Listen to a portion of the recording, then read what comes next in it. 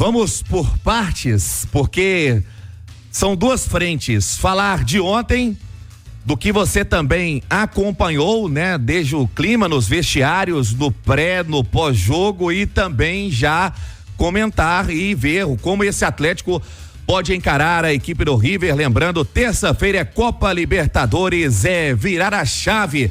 Mais ou menos por aí, né, Cláudio? Boa noite. Boa noite a você, Rubens. Boa noite ao Edu Panzi, a todos que nos acompanham aqui no Domingão da Grande Resenha. O Galo ontem a gente viu realmente uma comemoração de time que tá indo para uma final parecido com uma comemoração de título, né? Porque pelo contexto que virou o jogo, né? Um dia com muita chuva no Rio de Janeiro, gramado pesado, o Atlético sai atrás do marcador, né, Rubens? Num lance ali de pênalti, um lance infantil até do Otávio, teve que buscar, teve que ir atrás, e uma classificação que para muitos poderia ter sido mais tranquila, se tornou dramática pelo que a gente viu no jogo, né? Quem tá no YouTube já tá vendo aí os melhores lances da partida. Um jogo que eu acho que até pelas condições climáticas, né, Rubens, foi de poucas chances claras para os dois times, né? Sim.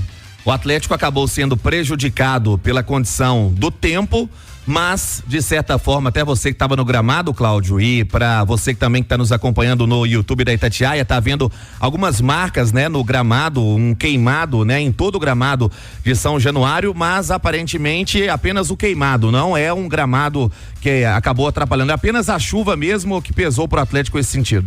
O gramado não tava ruim, né? Para jogo não tava ruim, tava feio, né?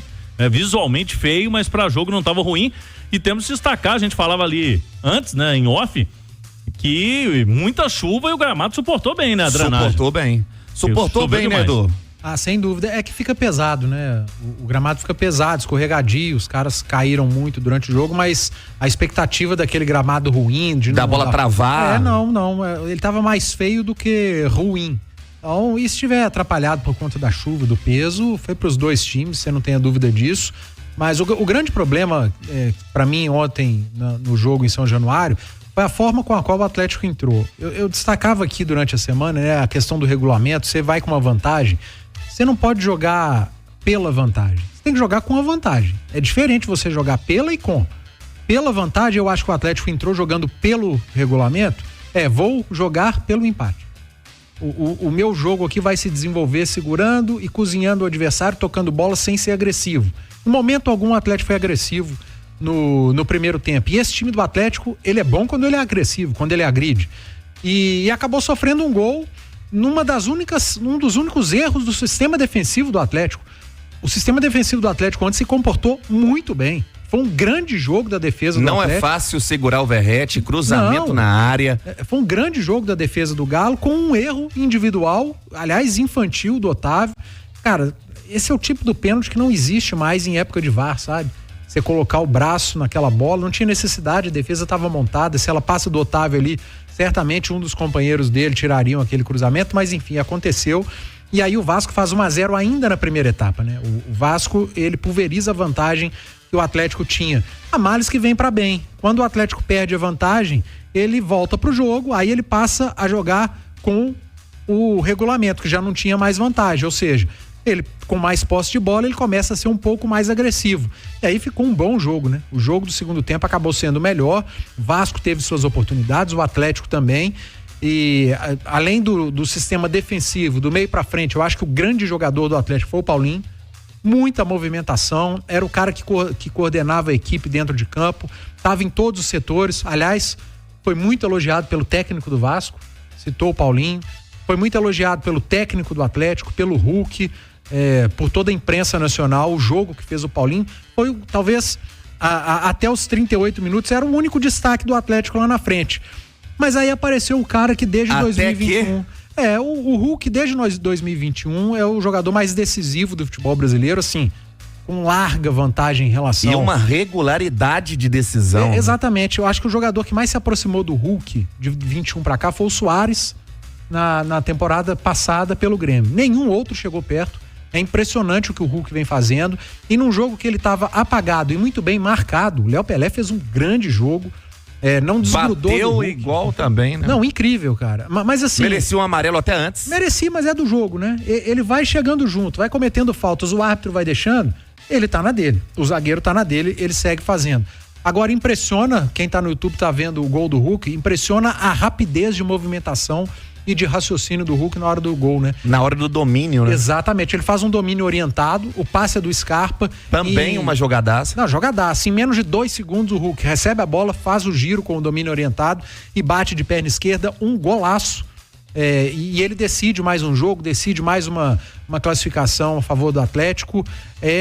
Aí é uma opinião particular, mas imagino que seja de muitos. O Hulk, pra mim, é o maior jogador da história do Atlético e hoje joga e veste a camisa do Atlético, e o Galo vai contar com esse cara na final do campeonato da Copa do Brasil, e um clássico espetacular. Atlético e Flamengo é sempre um jogo fantástico. O Hulk, dentro e fora de campo. Não, só um detalhe aí nesse gol do Hulk. Eu acho que pelo jeito do gol e pelo que ele representa, o Hulk, a torcida do Vasco desanimou do jogo. Porque eles viram que depois de um gol desse, o torcedor tá daquele jeito, animado. Faz um gol desse o Hulk, você pode ver que depois o Vasco, a torcida ficou calada e o Vasco também não teve muita reação no jogo. Tipo assim, corremos o jogo todo, uma luta danada, esse homem resolve. Exatamente. Remamos. Veio esse Hulk aí e arrebenta com o barco. O que ele arrumou, né? Mas assim, cara, o Atlético teve o jogo controlado até o momento do pênalti. O Vasco não conseguia uma grande oportunidade, tinha até uma certa liberdade pelos lados do campo, eu acho que foi até um problema do Atlético na primeira etapa, mas o jogo era controlado, até o pênalti idiota cometido pelo Otávio, né? Aí depois disso, o Vasco diminui a intensidade, parecia que o Vasco também estava muito satisfeito com 1-0. Opa, fizemos 1-0, vamos pros pênaltis, é tudo que a gente quer. Muito. E foi levando, até o momento que o Atlético faz o seu gol, o gol de empate, e como o Atlético cometeu um erro, e foi esse erro que custou o gol do Vasco, dificilmente ele cometeria outro erro, e ali no prazo de 10, 15 minutos, que era o que restava com os acréscimos, e o Atlético foi levando o jogo. O Vasco tentou ali numa bafa, bola aérea, mas o Atlético se comportou muito bem, porque a defesa se comportou muito bem durante a partida. Agora a classificação é muito merecida. A gente teve... Pelos 180 minutos. O jogo de São Januário teve o Vasco ligeiramente superior, mas acho que teve muitos momentos de equilíbrio. E o jogo de Belo Horizonte, o Atlético foi muito superior, né? Apesar do Vasco ter saído na frente, o Atlético fez um grande primeiro tempo, aí no segundo tempo tem aquele gol perdido pelo Batalha, enfim, pelos 180 minutos a classificação do Galo, ela é muito merecida. Você viu assim também, Cláudio, Sim. até no vestiário, né, na véspera do jogo, o elenco do Atlético tentando e colocando em prática, né, não entrar talvez na empolgação do torcedor, né? Que esgotou lá os 600 ingressos, né, em São Januário. Teve aquela luta para comprar um ingresso, teve muita gente, inclusive, que comprou a passagem pro Rio, foi pro Rio sem ingresso. Você deve ter presenciado. Muita gente. Muita gente. A gente né? tava encontrando com o pessoal ali em Copacabana. Arruma o ingresso, Cláudio. Eu vim, mas não vou poder ir ao jogo, vou ter que assistir num bar. Então muita gente, muito atleticano foi pro Rio, mas não pôde ir ao estádio, né?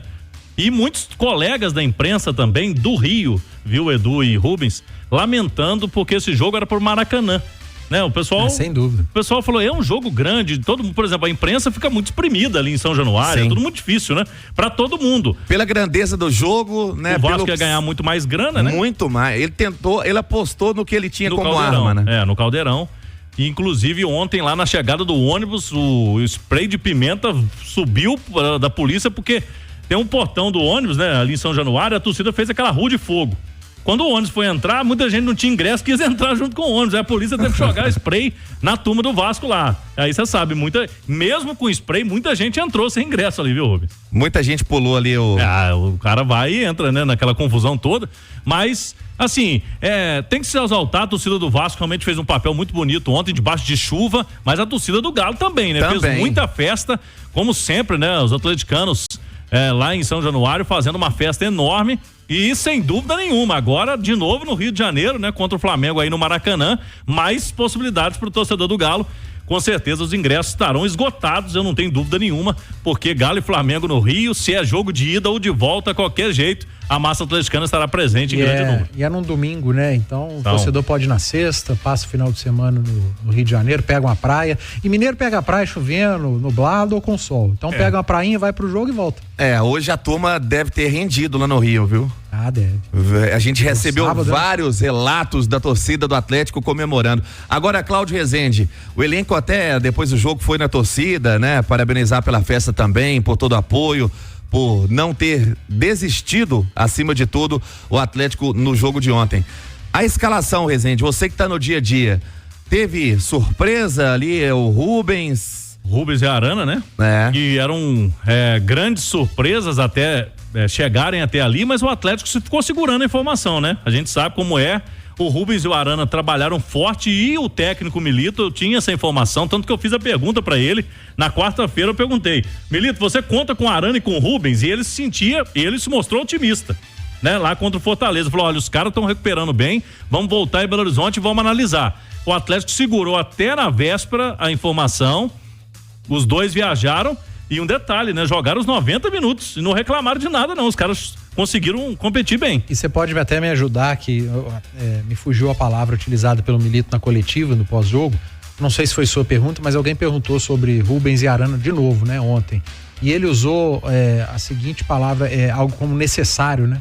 Necessário. Ele falou que é uma dupla que vem jogando e chamou que aqueles dois por aquele lado se tornaram necessários. Um pro outro. Não, e pro time, porque o Atlético perdeu o Zarate, perdeu o Bernard, e ele encontrou nessa dupla a necessidade do lado esquerdo.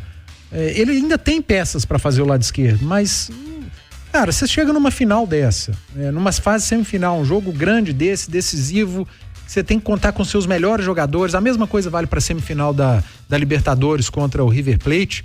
E você tem outras peças no elenco. O Igor Gomes, por exemplo, é um cara muito útil, mas não é jogador para esse tipo de decisão, partida, né? De partida. Então, por isso eu acho que o Milito usou essa palavra, não sei se foi essa ou algo nesse sentido, de tornaram-se necessários. O Rubens e Arana juntos pelo lado esquerdo. E ele tem razão.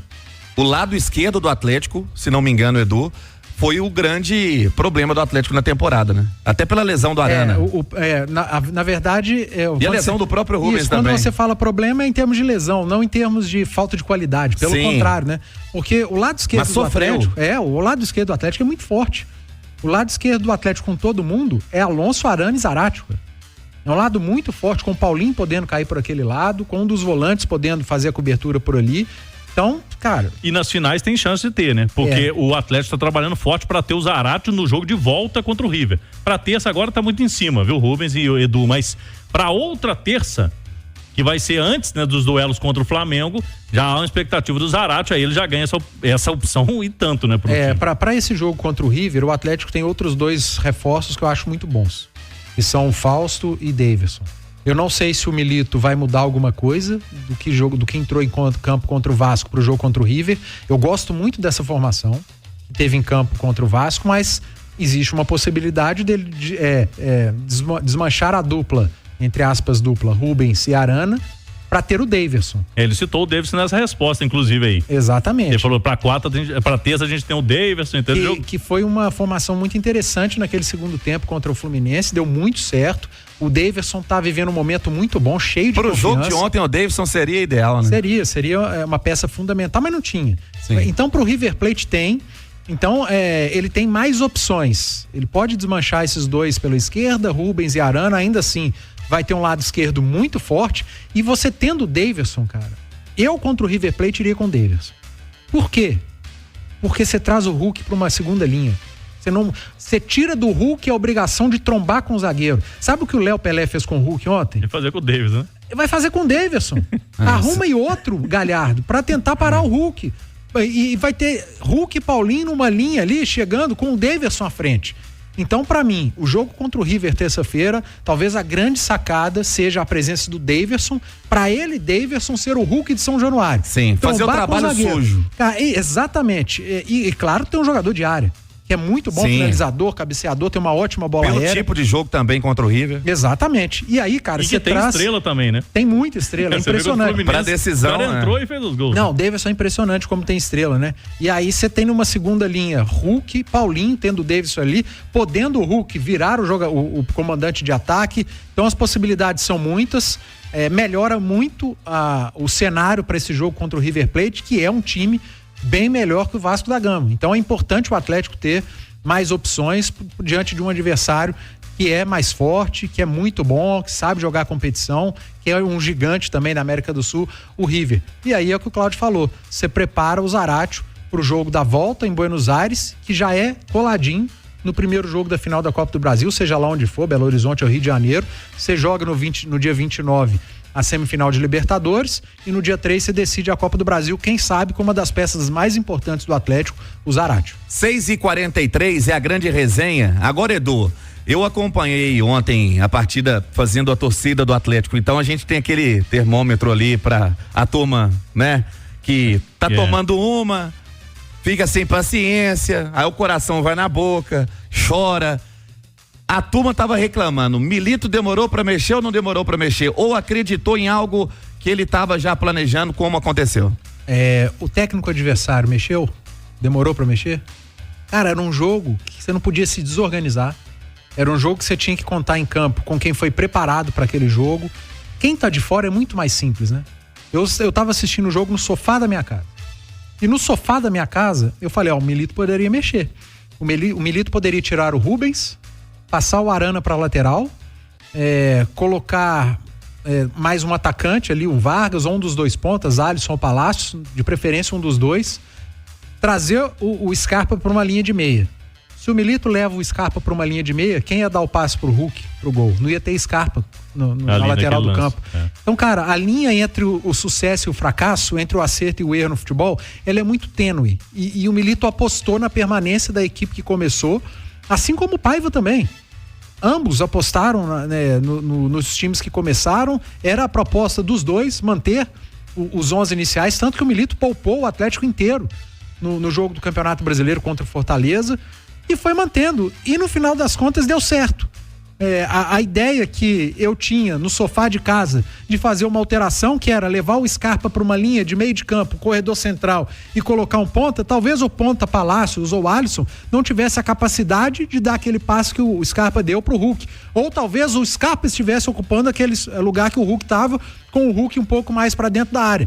Então, esse é o futebol. No final das contas, não. Ele não demorou a mexer, ele fez certo e a permanência dos 11 iniciais em campo acabou fazendo com que o Atlético empatasse o jogo e fosse a final. E a gente está acompanhando aqui também os melhores momentos do Corinthians contra o Flamengo, que vai ser destaque aqui na grande resenha daqui a pouco. O Gerson teve um lance muito parecido com o do Hulk e tirou tinta da trave, né? Puxando ali para a esquerda para tentar, e o Hulk sendo esse, né, cara diferenciado ontem também para manter a qualidade, né, do Hulk padrão, né, jogo a jogo e também em decisão. E você tem números do super-herói, Rezende? Impressionantes, né? Só pra gente ilustrar, né, o que representa o Hulk. 4 Copas do Brasil disputadas pelo Atlético, ele marcou 11 gols, já fez 3 assistências em 22 jogos. Só a Copa do Brasil que eu tô citando aqui, desde 2021. E foi campeão. E desses 11 aí tem gol em final, em semifinal. Exatamente. Então ele foi campeão em 2021, sendo artilheiro de 2021 com 8 gols.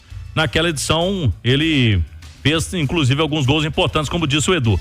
Na atual temporada, o Hulk tem 42 jogos, com 19 gols e 10 assistências. Ou seja, ele participou de 29 gols em 42 jogos. Então, é uma média muito, muito impressionante. E desde quando chegou ao Atlético, 215 jogos, com 114 gols, 42 assistências. Ele precisa de minutos para participar de gol, 113. Então, é praticamente um jogo ali, né? Ele participa de gol quase todo jogo. O Hulk, conversão de chances claras, 55%. Então, assim, quando tem chance clara, o Hulk tem também um aproveitamento muito interessante. E a gente não tá falando de uma temporada, a gente tá falando de várias, né? Porque isso vai... Quanto mais jogos você faz, fica mais difícil, né? A gente tá falando de quase 4 temporadas. Por aí. 2 anos e 10 meses. Então, com números, Edu, não tem dúvida nenhuma que o Hulk se a gente for olhar em números, é o cara realmente da história do Atlético, né? Isso é muito particular, é de cada um, vai de geração pra geração. O Simões fala um negócio... Pra quem tá no YouTube, mande aí, qual o maior nome pra você, torcedor do Atlético, no Atlético? Vamos fazer esse balanço. Maior jogador da história do clube. Maior jogador da história do clube. E ontem, Edu, até a gente com a torcida... Ótima discussão. O Hulk até tinha uma certa briga boa com relação ao que significou o Reinaldo, Ronaldinho Gaúcho, mas o Hulk é inevitável, o torcedor também tem tido essa opinião. O Simões fala um negócio que eu concordo com ele, que não há como comparar gerações e épocas, né? Não existe isso. Mas é algo particular. Em determinado momento eu já tive essa dúvida de qual o maior jogador da história do clube, do Atlético. Sempre surgem esses nomes: Reinaldo, Dadá, Ronaldinho, Mar de Castro, Ronaldinho Gaúcho, o Éder Aleixo, Vitor Marques. Exatamente, Guilherme, o Hulk, mas é o Hulk. Pra mim, assim, porque a cada ano que passa não há queda de rendimento, o comprometimento dele para com o clube, para com a história do Atlético aumenta, diferente de outros, né? E à medida que o tempo ia passando, o jogador ia tendo uma queda de rendimento, em determinado momento faltava comprometimento, optava por sair para outro clube. Não, o Hulk não. O Hulk chegou, primeira temporada, campeão de tudo, segunda temporada, números espetaculares, terceira temporada, números espetaculares, quarta temporada, números espetaculares, e chama atenção esse Atlético também desde 2020, né, Cláudio? Sempre jogando decisões. 2020 o Atlético foi terceiro lugar do Campeonato Brasileiro. Exato. Campeão mineiro. 21, campeão mineiro, campeão brasileiro, campeão da Copa do Brasil, semifinalista de Libertadores. 22, campeão da Supercopa, campeão estadual.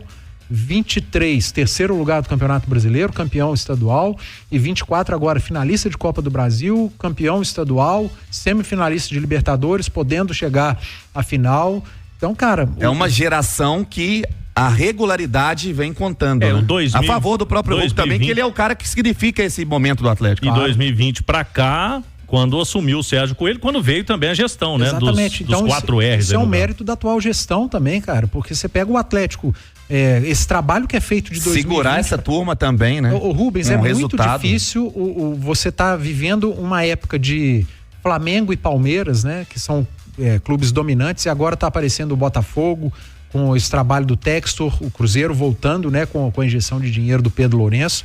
Mas o Atlético, em meio a todos esses adversários, ele vem se mantendo desde 2020 no topo, brigando por conquistas, brigando por títulos, entrando nas competições como um dos favoritos. Em determinado momento fica pelo caminho, algumas delas.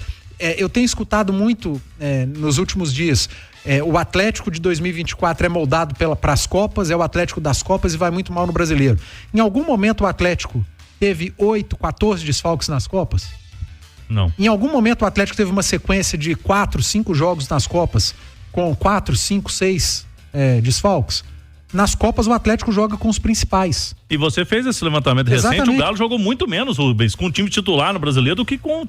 muito mais nessa última rodada passou, era 12-12, acho que já tá 14-12. 14 jogos com o time alternativo. Bem próxima rodada aí entre os jogos do River. Exatamente. E se você pegar os jogos do Atlético no Campeonato Brasileiro com a equipe principal, e quando eu falo principal, com até 3 desfalques. Até 3 desfalques é normal. Sim. O aproveitamento se aproxima muito dos aproveitamentos das Copas. Agora, 50% do time titular não tem como não influenciar, né? Você perde jogadores, faz muita falta. E o elenco do Atlético. E o Milito nunca reclamou muito, não. Nunca reclamou. O elenco do Atlético tá longe de ser um elenco como são o elenco de Botafogo, de Flamengo, principalmente desses dois. É um elenco que ainda tem certa dificuldade. Eu me recordo no jogo Atlético e Atlético Goianiense na Arena MRV, eram 13 desfalques. 13 desfalques. O time que entrou em campo tinha Paulinho e Hulk. Mas tirando os dois, era uma molecada em campo, era Rômulo improvisado, era um time remendado.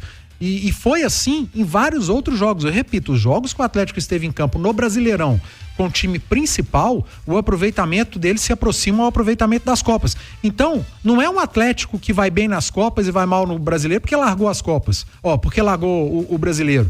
É porque o Brasileiro foi ficando pelo caminho por conta dos desfalques, daquele momento de muitos desfalques. E chega um momento que você tem que falar, agora eu tenho que focar uma competição. E esse momento chegou agora. O Atlético no Campeonato Brasileiro, se ele não coloca, por exemplo, o time reserva contra o Fortaleza, talvez ele não tivesse perna para aos 38 minutos num campo pesado com aquela chuvarada toda buscar um empate.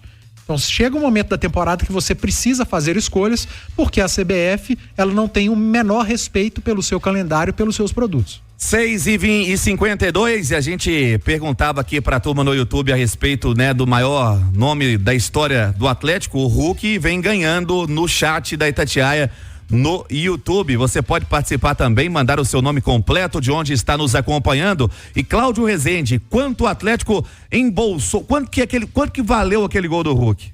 A classificação para final, né, da Copa do Brasil, você já garante 31 milhões e meio, né? Porque é o do vice-campeão. Esse prêmio é do vice-campeão. Agora, o campeão vai levar 73,5. Então pode valer, caso o Atlético conquiste a Copa do Brasil. E é o objetivo. Praticamente, né, 72 milhões. 73,5. 73,5. Isso é só na final, viu? Por exemplo, tirando o que já foi acumulado. Por exemplo, para jogar com o Vasco já recebeu uma quantia, para toda fase você recebe, né? Só na final o campeão leva 73 milhões e meio e o segundo colocado 31 milhões e meio. Se o Atlético bater campeão da Copa do Brasil e da Libertadores, ele pode chegar a um faturamento 100 milhões a mais do que ele chegou em 2021.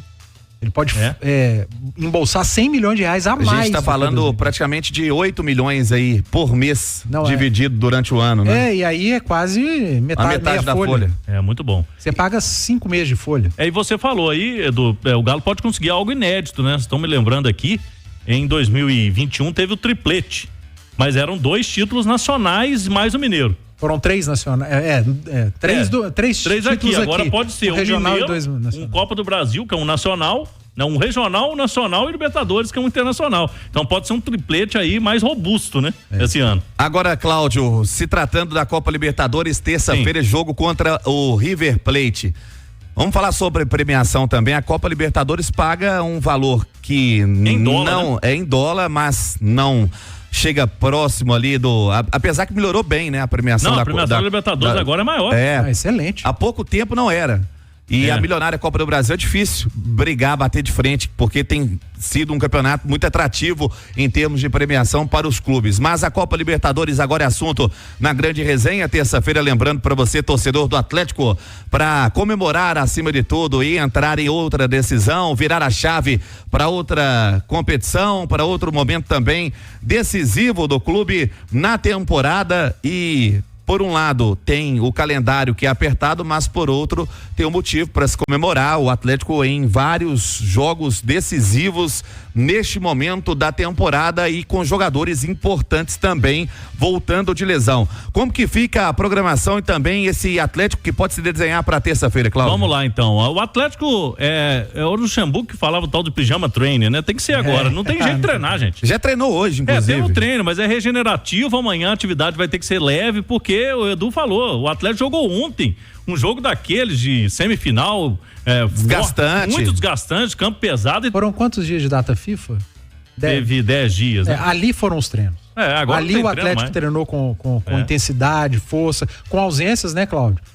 Os caras de seleções. Os caras das seleções. Ali foram os treinos. O Arana estavam lesionados. Isso, ali foram os treinos. Agora não tem muito o que fazer, agora é vídeo, né? Agora um videozinho dali, um posicionamento tático e vai pro jogo. Mais recuperar mesmo, viu, Rubens? Eu conversei lá com o pessoal do Atlético, agora até terça é recuperação de jogadores. E para esse jogo tem, como a gente já citou aqui, o Fausto Vera e o Davidson como novidades. O Zarate hoje foi a campo de novo, mas ainda ali com o tênis, né, no processo final de recuperação, não está liberado pelo departamento médico. O prazo é muito curto, né? Amanhã já é véspera de jogo. Então amanhã tem um treino à tarde já seguido de concentração. Então os jogadores treinaram hoje, foram liberados, puderam assistir aí ao jogo entre Flamengo e Corinthians com os familiares, conheceram o adversário, que vai ser o Flamengo, e aí amanhã tem um treino à tarde com concentração.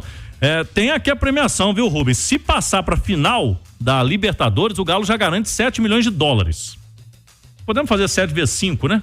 Que é mais ou menos a cotação. 5,50. Mas vezes 5 ali dá 40 garante. Agora o campeão leva 23 milhões de dólares. Eita. Então aí é pancada. Aí já é mais de 100 milhões, né? Sim. Só a final. O campeão na final pode ganhar mais 100 milhões de reais. Então é muita grana envolvida também na Copa Libertadores. E amanhã o Galo vai divulgar, viu, Rubens? Eu e o Henrique André estávamos apurando durante a semana. O Galo está preparando algo para esse jogo ali nos bastidores. pra tentar amedrontar o River. Eu acho que é alguma coisa que eles vão fazer ali no pré-jogo. Alguma coisa ali. Aquela festa. Não, eu acho que é para os atletas ali do River, não sei se vai ter alguma coisa ali no túnel de acesso, alguma coisa assim, mas o Galo vai preparar uma surpresa aí, lógico, a grande festa para a massa atleticana no jogo lá com o mosaico e tudo mais para esse jogo de 9h30 da noite. É claro que dentro, né, amedrontar no caso seria fazer algo, até porque o atleta tem que ser bem recebido no jogo de volta. Eu acho que é alguma coisa, mas não é nada pra... É só pro clima do jogo. Pro clima do jogo. E aí, que merece, né, Cláudio? Merece, e lá também, até porque o Galo vai jogar primeiro jogo aqui, tem que se receber bem o River Plate para não dar ainda mais munição pro adversário, para tentar criar um clima hostil no jogo de volta. Então, 40 mil torcedores, né? Mais de 40 mil, casa cheia, os torcedores do River também esgotaram os ingressos, então eles vão estar aí, a torcida do River, e o River que empatou, né? Jogando aí na sexta-feira. O Edu falava que a CBF não ajuda em nada. Lá, eles mudaram o jogo do River para sexta, para eles terem um pouco mais de tempo para recuperação. Lá na AFA, eles olharam um pouco pelo River, que é o semifinalista argentino da Copa Libertadores. Sobre ingresso, o torcedor do Atlético ainda tem aquela esperança? Agora, só... Eu vejo aí muitos colegas que tem aqueles grupos, né? Vai liberar uma carga? Não, tem uns grupos ali, o cara tem cadeira cativa, não vai poder ir, mas aí o cara vai naqueles grupos ali. Vai sambando. E tem muita gente pagando caro aí pra esse jogo, porque é o último, né, da Libertadores em casa, né, Rubens? Porque isso é verdade, afinal é jogo único lá em Buenos Aires. Então, torcedor do Galo é o grande jogo até aqui da temporada, esse do Galo River. Eu acho que não só por ser Libertadores, mas pelo peso do adversário também, né? Com certeza. Obrigado.